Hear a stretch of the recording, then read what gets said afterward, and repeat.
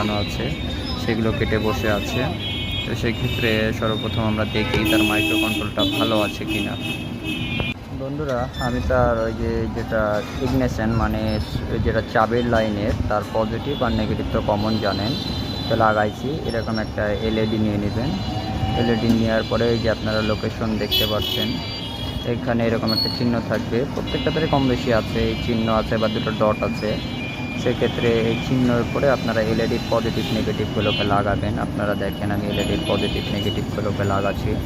লাগানোর পরে আমার যে মাইক্রো কন্ট্রোলটি ভালো আছে কিনা সেটাকে আগে চেক করব। এই যে বন্ধুরা দেখেন, এই যে আমার মাইক্রো কন্ট্রোলটি অন অফ হচ্ছে। 1 2 3 4 5 6, আবার থামবে, আবার 1 2 3 4 5 6। এই 6টা করে বিট দেওয়া মানে 1 2 3 4 5 6, এই 6 দিকেই সে সুইচিং অ্যাকোরেট করছে।